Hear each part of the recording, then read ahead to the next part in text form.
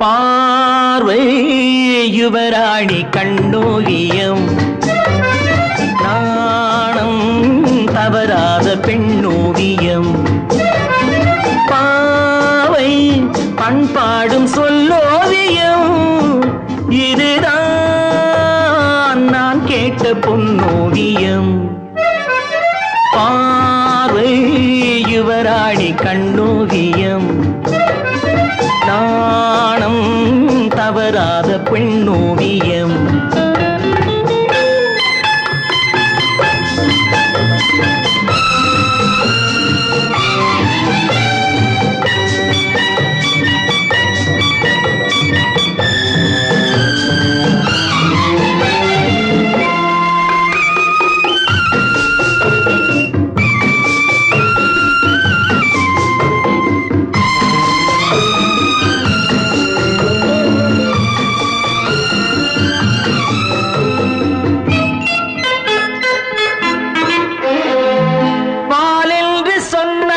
பழமென்று சொன்னாலும் ஏன் என்று தேன் வாடுமே,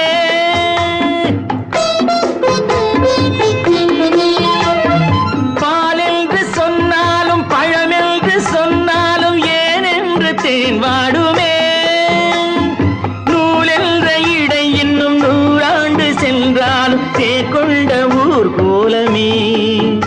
இன்று நானும் கவியாக யார் காரணம், அந்த நாளும் விளையாடும் விழி காரணம். பார்வை யுவராணி கண்ணோவியம், நாணம் தவறாத பெண்ணோவியம்.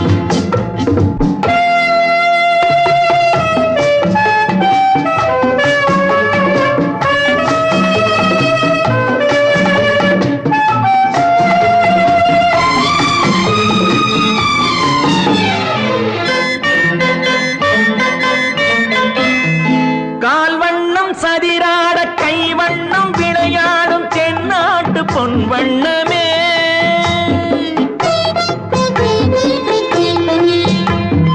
கால்வண்ணம் சதிராட கைவண்ணம் விளையாடும் தென்னாட்டு பொன் வண்ணமே.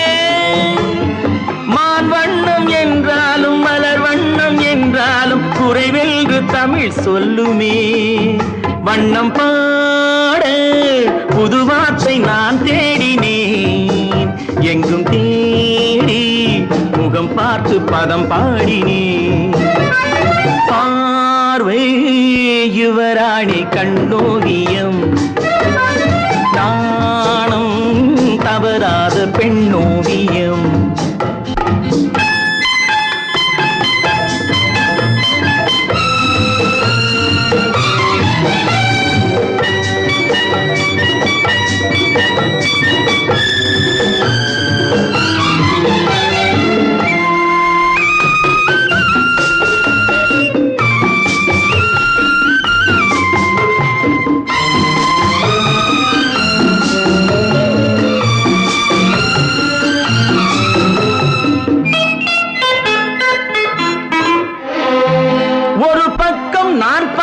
மறுபக்கம் நான் பார்க்க ஒரு நாளும் போதாதம்மா. மணிமுத்தம் வாய் சிந்த சிறு வெட்கம் முகம் சொல்லும் அது மட்டும் போதாதம்மா. என் கேள்வி சுகம் என்று உனை கேட்பது, நான் சொல்வேன் சொன்னாலும் புரியாதது. பார்வை யுவராணி கண்ணோவியம், நாணம் தவறாத பெண்ணோவியம். பாவை பண்பாடும் சொல்லோவியம், இதுதான் நான் கேட்ட பொன்னோவியம். பார்வை யுவராணி கண்ணோவியம்.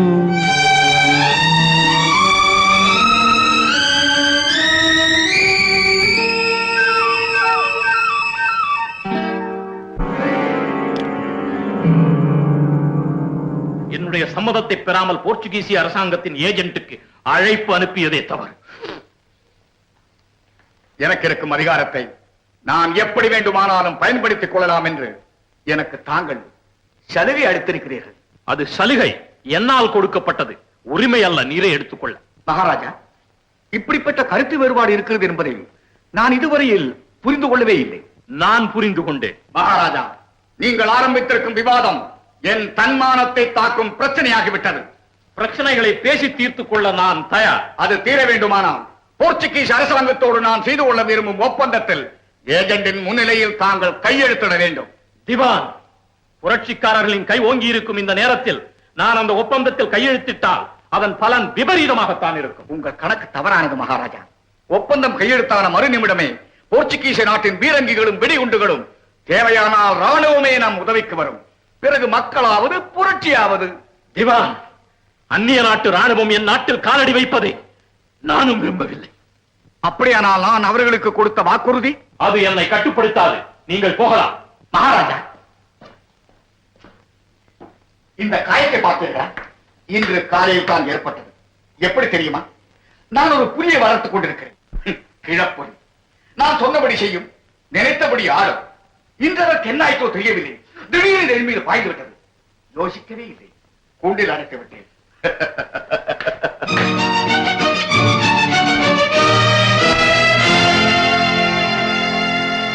மகாராஜா, உங்களை அரண்மனையிலேயே காவலில் வைக்க திவான் அவர்களின் உத்தரவு.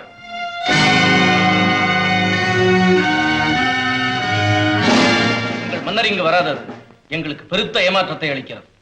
மன்னரின் உடல்நிலை சரியில்லை. ஆகவே ஆட்சியில் எல்லா உரிமைகளையும் பெற்ற நான் மன்னரின் சார்பாக ஒப்பந்தத்தில் கையெழுத்திட தயாராயிருக்கிறேன். नहीं नहीं नहीं आमचा सरकार ह्या माणूचा ना तुम तो राजो हाय योग होयो त्याने आमच्या पुढे सही करू होई முடியாது. அதை எங்கள் அரசாங்கம் ஒற்றுக்கொள்ளாது.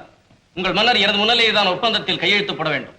அதற்கு இன்னும் சிறிது அவகாசம் தேவை. आणखी 3 महिन्याची मुदत आम्ही तुमका देतो. तितक्यात करारनामो झालो तर बरा, नाही तर पोर्चुगाल सरकारचा मान तुम्ही राखलो नाही असं आम्ही धरू. இன்னும் 3 மாதங்கள் அவகாசம் தருகிறோம். அதற்குள் இந்த ஒப்பந்தம் கையெழுத்தாகவில்லை என்றால் போர்ச்சுகீசிய அரசாங்கத்தின் கோரிக்கையை நீங்கள் நிராகரித்து விட்டதாகத்தான் கருதப்படும்.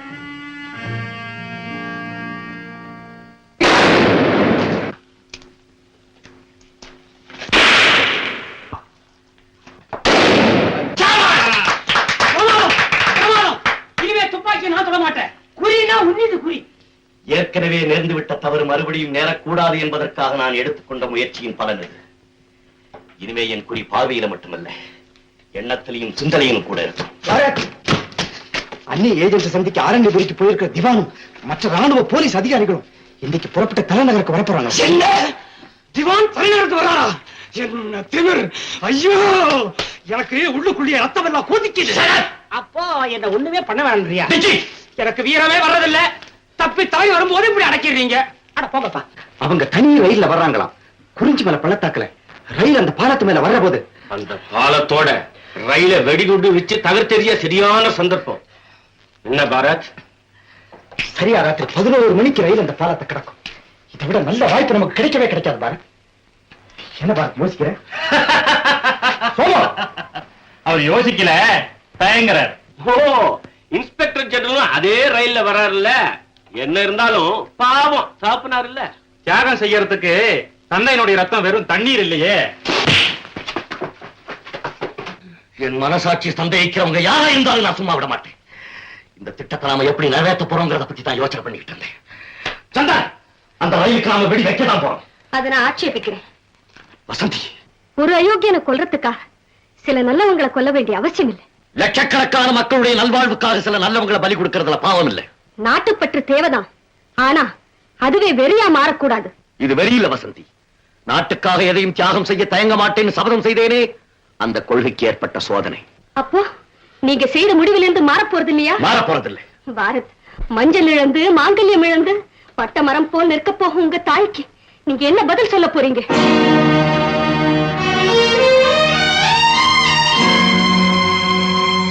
கணவர் இறந்துட்டார்னு கேள்விப்பட்ட பிறகு என் பதிலுக்காக அந்த தெய்வம் காத்திருக்காது வசந்தி, காத்திருக்காது. பாரத், இந்த திட்டத்தை நாம கைவிட்டுடுவோமா? முடியாது.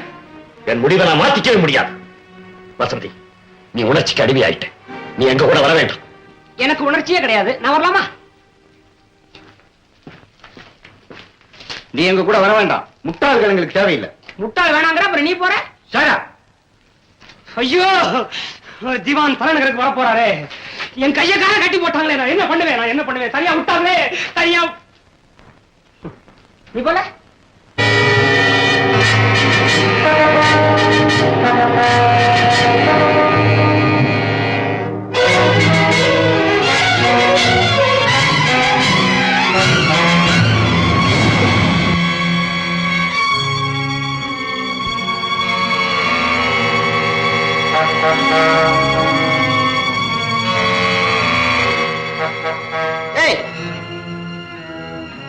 எங்க போற?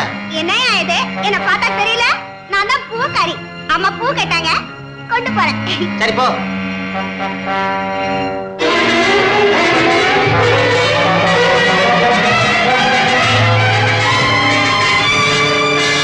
நீங்க உடனே என்னோட புறப்படுங்க.